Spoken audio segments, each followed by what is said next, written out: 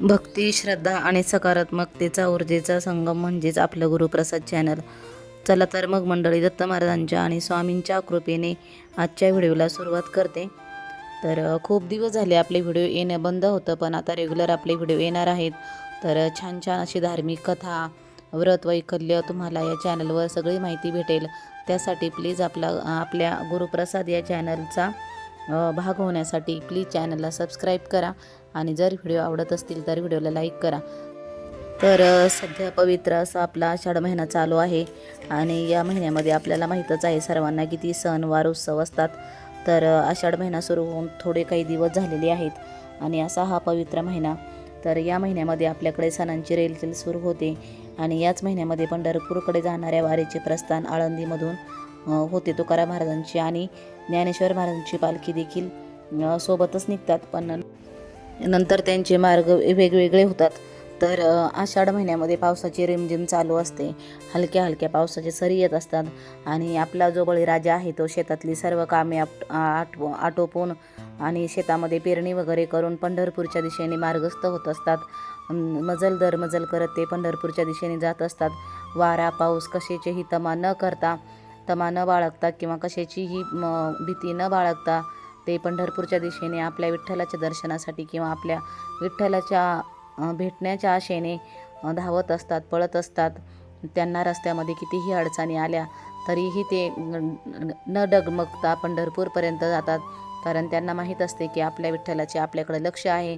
आणि मग जवळजवळ 15 दिवस किंवा 3 आठवडे पायी चालून शेवटी ते विठ्ठलाच्या दर्शनासाठी पंढरपूर येथे पोहोचतात.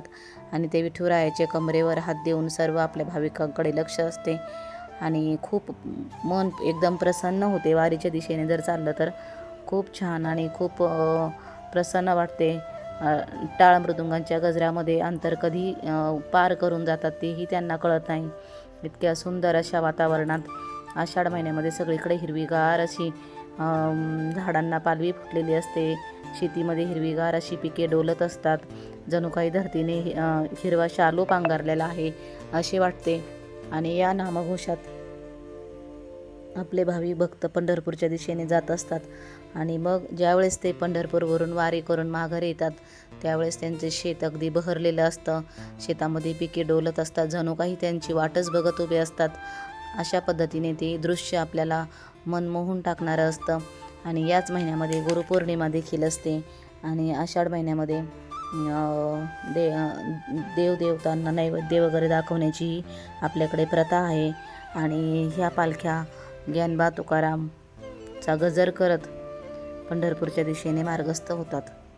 तर अशी ही आपली भारतीय संस्कृती एकदम पवित्र आहे. आणि त्याच पवित्र महिन्यात आता हा आषाढ महिना आहे आणि आता चातुर्मासाला देखील सुरुवात झालेली आहे. आणि आषाढ महिन्यामध्ये शक्य होईल तितकी विष्णूंची सेवा करतात अशी मान्यता आहे. तर पूर्ण महिना हा श्री भगवान श्री हरी विष्णू यांना समर्पित आहे. तर त्यासाठी आषाढ महिन्यामध्ये जेवढी आपल्याला श्री विष्णूंची सेवा करता येईल तेवढी आपण सेवा केली पाहिजे.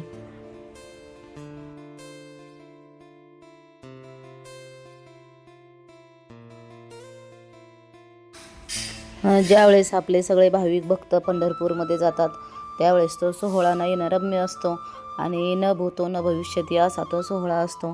ते एकदम डोळ्याची पार नाही फेडणारी ती दृश्य असते.